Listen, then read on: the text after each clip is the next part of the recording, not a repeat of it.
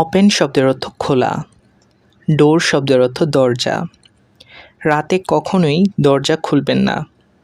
Never open the door at night. আমরা অনেকেই আছি রাতের বেলা ঘুমানোর সময় কিন্তু দরজা খুলে ঘুমাই। এক্ষেত্রে কিন্তু চোর আসলে বিপদেরই সম্ভাবনা বেশি হতে পারে। সেজন্যই বলা হয়ে থাকে যে রাতে কখনোই দরজা খুলবেন না। তো এমন বাক্য ইংরেজি বলার ক্ষেত্রে বলবেন never open the door at night. Never open the door at night. Help শব্দের অর্থ সাহায্য করা। নিডি শব্দের অর্থ অভাবী। সর্বদা অভাবীকে সাহায্য করো। Always help the needy.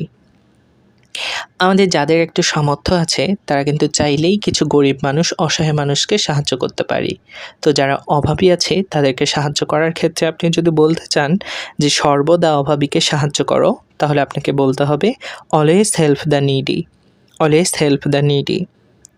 Never শব্দের অর্থ কখনো না। অ্যালোন শব্দের অর্থ একা। কখনো একা বাইরে যাবে না। Never go outside alone. আমাদের বাসায় কিন্তু অনেক ছোট ছোট বাচ্চা কাচ্চা থাকে যাদেরকে আমরা বলে থাকি যে কখনো একা বাইরে যাবে না। তো এমন বাক্য ইংরেজিতে বলতে চাইলে বলতে হবে never go outside alone. Never go outside alone. Play শব্দের অর্থ খেলা।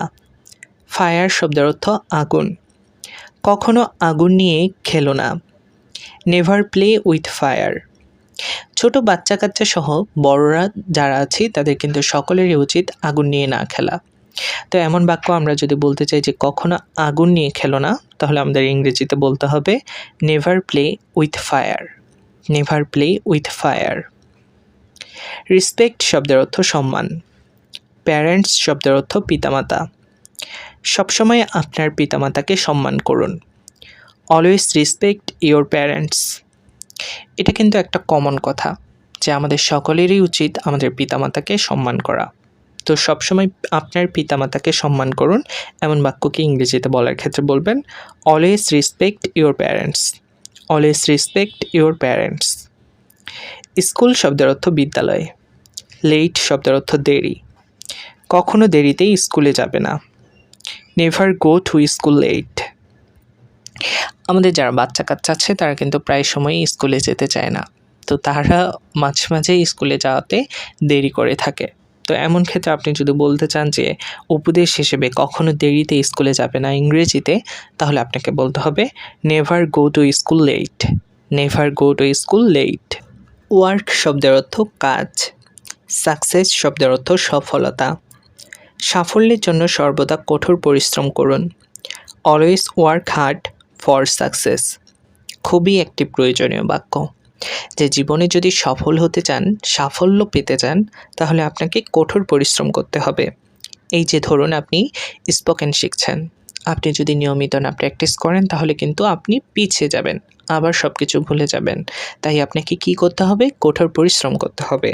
তো সাফল্যের জন্য সর্বদা কঠোর পরিশ্রম করুন, এই বাক্যটিকে ইংরেজিতে বলতে চাইলে বলতে হবে always work hard for success.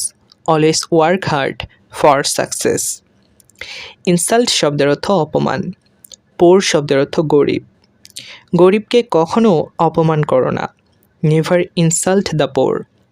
তো আমাদের আশেপাশে কিন্তু অনেক গরিব মানুষ আছে যাদেরকে আমরা নিজের অজান্তে মাঝে মাঝে অপমান করে থাকি। তো গরিবকে কিন্তু কখনোই অপমান করা যাবে না, তাদেরকে ছোট করা যাবে না, কারণ আমরা সবাই মানুষ। তো আপনি যদি বলতে চান গরিবকে কখনোই অপমান করো না, তাহলে আপনাকে বলতে হবে never insult the poor. Never insult the poor. Always শব্দের অর্থ সবসময়। অনেস্টি শব্দের অর্থ সততা। সর্বদা সততার সাথে কাজ করুন। Always work with honesty. এবার ধরুন আপনি একজনকে উপদেশ দিতে যাচ্ছেন যে সর্বদা সততার সাথে কাজ করুন। তো সর্বদা সততার সাথে কাজ করুন এমন বাক্যকে ইংরেজিতে বলতে চাইলে বলতে হবে always work with honesty. Always work with honesty. আশা করছি আপনি যে ইংরেজিতে কথা বলা শিখতে যাচ্ছেন, আপনিও সততার সাথেই আপনার কাজটি করবেন। আর আমার এই ছোট্ট ক্লাসটি ভালো লেগে থাকলে সবার সাথে শেয়ার করতে ভুলবেন না। আমার চ্যানেলটিতে প্রথম এসে থাকলে অবশ্যই চ্যানেলটি সাবস্ক্রাইব করবেন এবং লাইক কমেন্ট করার মাধ্যমে আপনার মন্তব্যগুলো জানাবেন। দেখা হচ্ছে পরবর্তী ক্লাসে। ততক্ষণ পর্যন্ত সবাই ভালো থাকুন, সুস্থ থাকুন। আল্লাহ হাফেজ।